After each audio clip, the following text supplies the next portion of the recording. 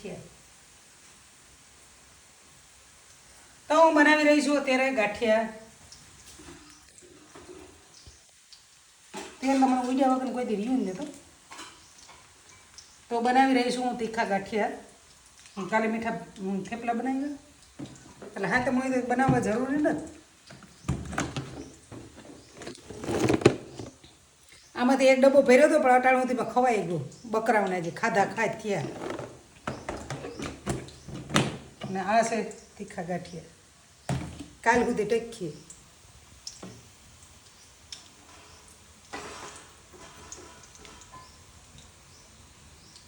ઉના ખાજો છોકરા. ઉના ભાઈ કે ઓલા છોકરાઓ તો ન બનાવી દેતા બિચારા ખાત બધા ને એને ભાવ દેવું. મારે છે ને ઘર હામટા છે. ઘર એટલે મકાન હામટા છે. એમાં કઈ કઈ જગ્યાએ કઈ વસ્તુ રાખવી ઝારો ને એટલે આ સમસેથી જ મારે અહીં ઉથલાવવા જોઈએ. ઝારો ને જ આગે.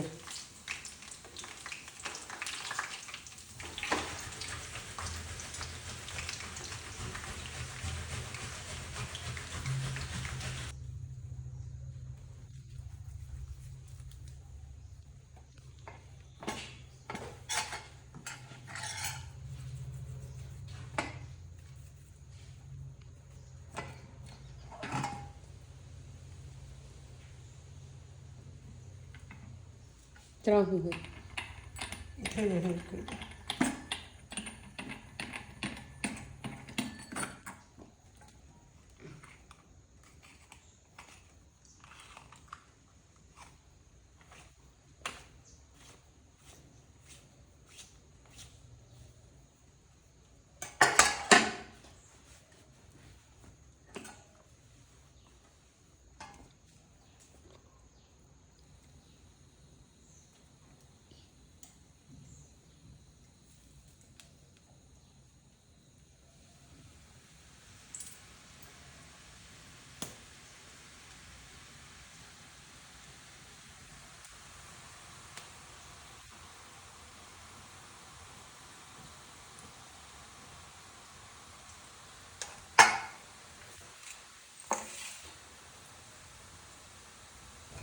વિહેર બધા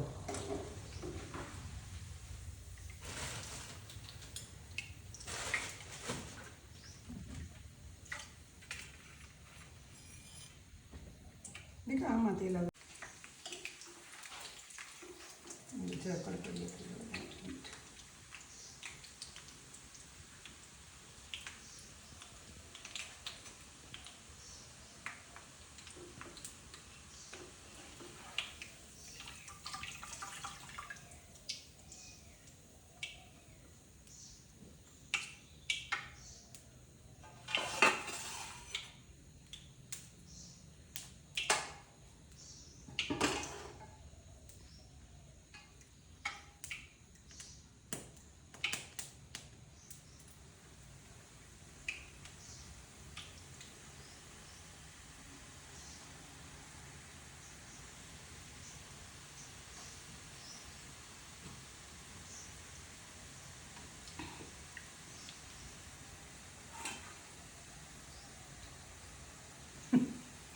તમને નથી દેવાના, અમારે ખાવાના છે, દેખાડવાના છે. તો બની ગયા છે ગાંઠિયા.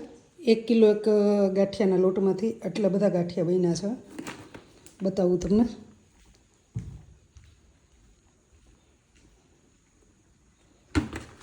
એક કિલો એક લોટમાંથી આટલા ગાંઠિયા બન્યા છે. એમાંય પણ હજી 250 ગ્રામ જેટલો તો લોટ પડ્યો છે. અને કિલો એક તેલ હતું એમાંથી મેં મીઠા થેપલા બનાવ્યા એક ડબ્બો ભરીને. આ ડબ્બો ભરીને મીઠા થેપલા બનાવ્યા પણ અત્યારે ડબ્બામાં તરિયામાં જ રહ્યા છે.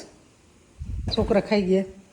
તોય આટલું તેલ વધેલું છે. તો ઘરે જે વસ્તુ બનાવો એ તમારે હાથે મસ્ત લોટ લઈ અને ચોખ્ખા તેલમાં બનાવો. અને ના બીમાર પડો ના કાંઈ નહીં. એટલા માટે મારા છોકરાઓને મારા હાથના બનાવેલા ગાંઠિયા જ ભાવે. એટલે હું ઘરે જ બનાવી દઉં નાસ્તો. ક્યારેક મૂડ હોય તો, નકર રોજ નહીં. મૂડ હોય તો બનાવી દે. જરૂરી નથી કે રોજ બનાવી દઉં.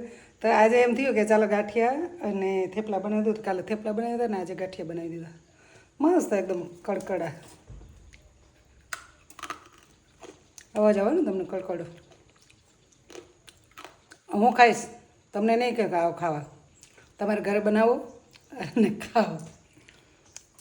તો 4 ગાંઠિયા ખાઈશ.